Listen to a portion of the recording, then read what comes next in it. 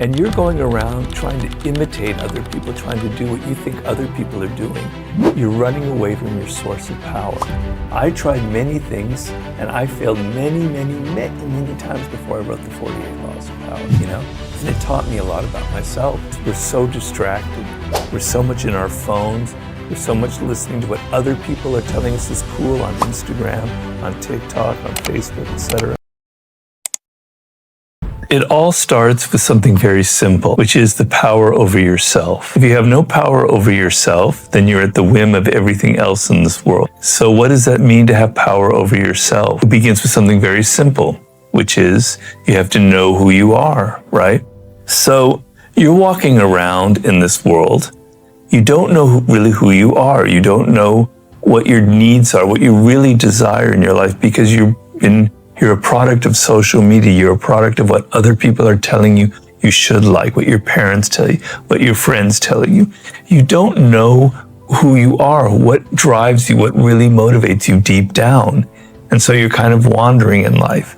And when you're unmoored from yourself, everything else will affect you in a way that you cannot control.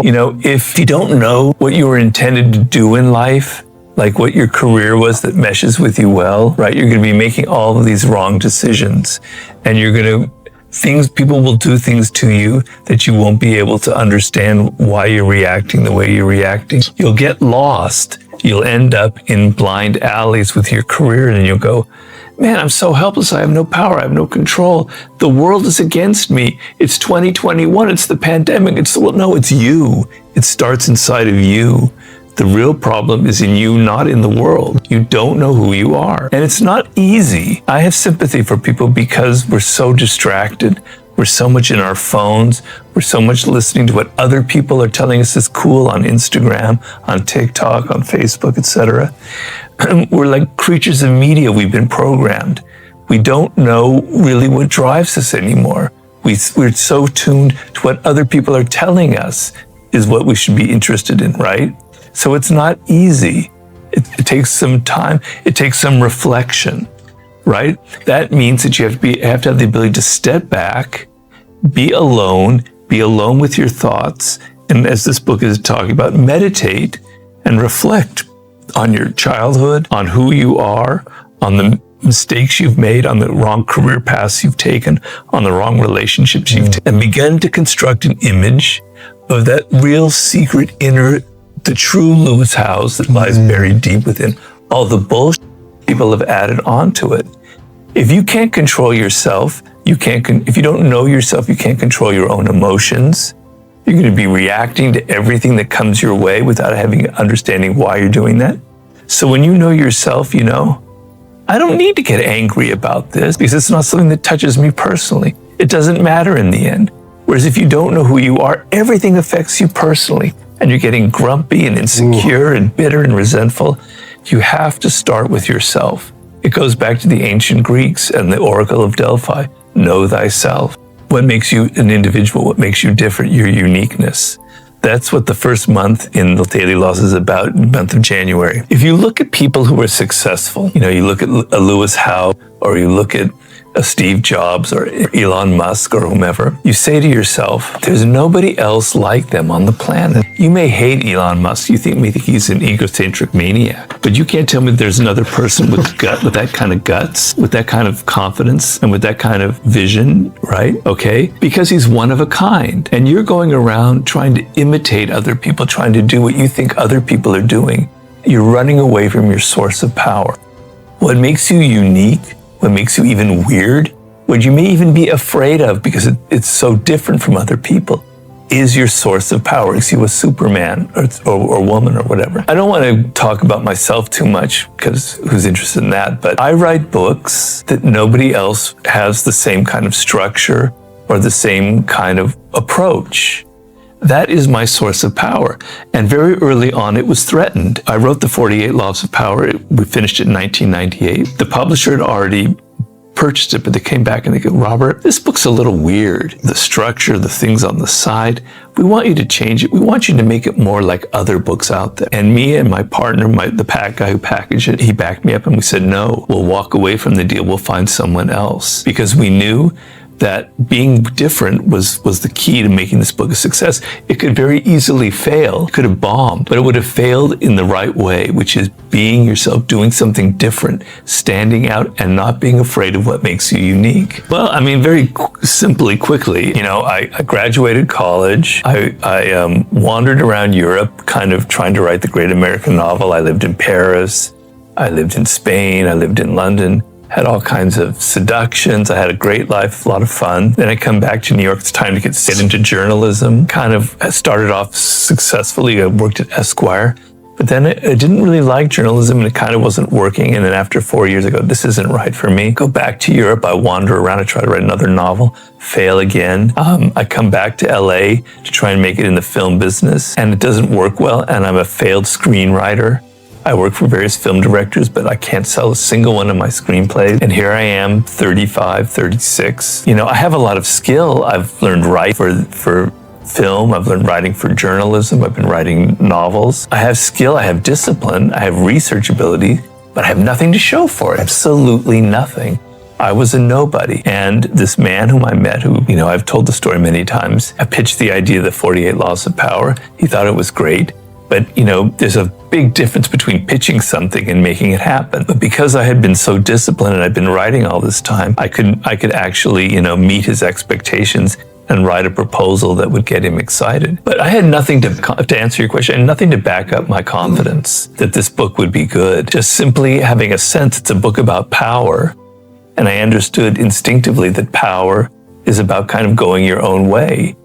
Enter action with boldness. It's going to be one of my chapters. Then I'm going to be all weak and timid about my book and how it has to be like other books. And I'm a hypocrite. So I was bold, we were bold, and it turned out well. Deep down inside, I always had kind of a weird faith in myself. I always had a sense that there was a destiny that my life was following a certain path, that there was something fated to happen. Maybe it was a little bit grandiose. Maybe it was kind of overconfidence, because it would swing up and down. I would go from confidence to the deepest depression. But deep down inside, I never gave up because I knew I had something in me. Now if the 48 Laws of Power hadn't worked, I don't know if I would have gotten my act together. I might have been crushed by it, to be honest with you. Or maybe I would have picked myself up like I had picked myself up 30, 40 other times in the past, when people told me, like this one editor, Robert, you're never going to be a good writer. You should go into business or law school. I've been crushed several times and I picked myself up. But, I don't know if that might have been the nail in my coffin, literally, at that point. But I had a voice inside of me saying, you can write. I know you can write. I've seen you write, Robert. I've seen you write great things. You've never put it together. You never made it consistent, but you have a voice. And that inner voice of mine might have gotten smaller and smaller and smaller. It's like I could barely hear it, but it never left me. If you know that you were destined for something, that you were fated for something, a sense that your life had a meaning, a purpose, then you can withstand the traumas, the setbacks, the difficulties, the bullshit criticism, and all the other things, right? So in Mastery, I talk about a very simple fact. When you were born, you have this DNA that will never be replicated in the history of the universe. There will never be another person with your exact makeup, Lewis House. And on top of that, no one will ever have your exact parents and your upbringing and your early life. So there's only one of you that's ever existed, right? And that there's a reason for that. There's a purpose behind it. And the purpose behind it is our culture, the same thing as in nature, thrives by the diversity, the people coming into it with different angles, different perceptions, different ideas. It's what makes a culture creative, etc. It's why the Renaissance was so great, right? So it is a purpose for you being who you are, right? And it may not be that you were destined to be Napoleon or a president or whatever, but there is some kind of greatness in you waiting to come out. And it could be just on the level of working with your hands. Working with your hands is a great skill. To be a master carpenter, to be a master builder with wood or whatever, that is a form of great. You were destined to do something like that. And it was like a seed was planted at your birth. But if you don't know what that is, then you can't find your way back to it.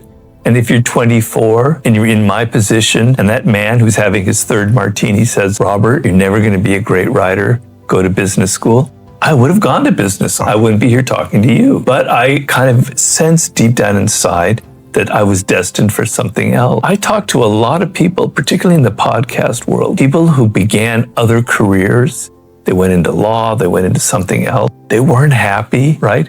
And then they found their way to like creating a podcast, and it's taken off, right? It's made their lives. They found their way slowly to something else. It wasn't just any old podcast. It was something that reflected their own strangeness, their own weirdness. But they have discovered something that they were destined to do that makes them different, right? Because there are a million other people who can do the same thing out there in this world. But there's only one person like you, born with your own strangeness, your own inclination, you know? There's that Jimi Hendrix song, I don't quote him often, but he says, I'm gonna wave my freak flag high. You wanna wave your freak flag high. You're a freak, you're weird, you're different, but embrace it. That's your source of power.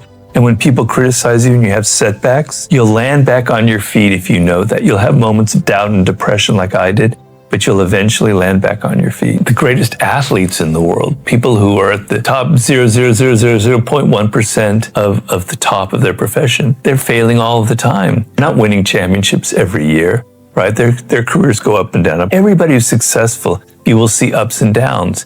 We venerate Steve Jobs as perhaps the greatest tech entrepreneur.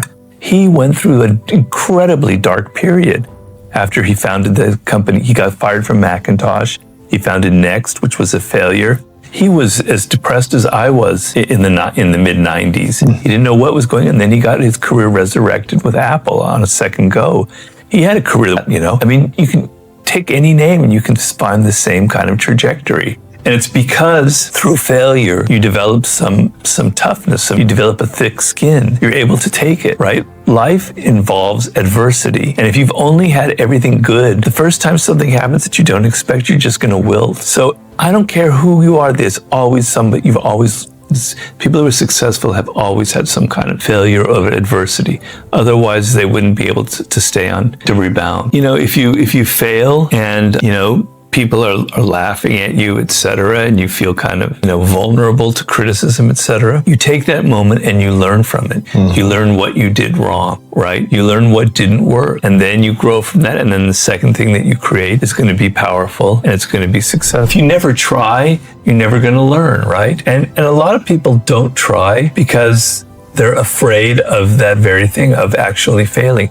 They'll disguise it as, I'm not ready. I didn't go to the right school. I don't have funding. My daddy isn't rich. You know, people aren't helping me. There's a pandemic. It's bad out there, etc. No. So you're just blaming the fact that you're afraid of failure, right? You're finding excuses. Actually, the pandemic is it's a terrible, terrible thing. Don't get me wrong. It's 650,000 people who died. It's insane. But business-wise, it's an incredible opportunity for you.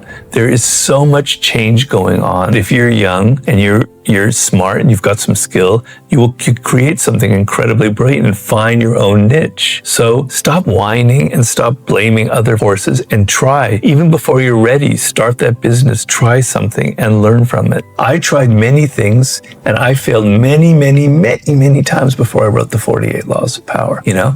And it taught me a lot about myself. And then I did the 50th Law with 50 Cent, and the first version of the book that we turned in, the publishers didn't really like it. Repetition, doing something over and over and over again, like any kind of skill, learning a skill like basketball, whatever, leads to something. So every day, just using my left hand instead of my right hand, forcing myself and slowly getting used to it, that taught me a lot. And then the laws of human nature, you know, one thing that when you have a stroke, it affected the right side of my brain, which destroyed the left side of my body. And supposedly when the right side of your brain is damaged, it tends to make you more emotional. And I've definitely become more emotional. So I've had to learn to control some of my anger, some of my impatience, some of my frustration. And obviously the laws of human nature are a lot about that. And the last chapter is about having to deal with death. And so with all of the things I'm dealing with and all the kind of, God damn it, why can't I do that? I have to keep reminding myself I'm alive. I'm going to write another book. The birds are out there chirping. It could have been a much different story. Last month, 6 weeks ago, was the 2nd year anniversary of the stroke. And I had this thought, this could have been the 2nd anniversary of my death. And what people would be like gathering together, or maybe they would, maybe they wouldn't. But, you know, it would be like the anniversary of my death. But it's not. I've been given a second lease, and I have to think about that every single day.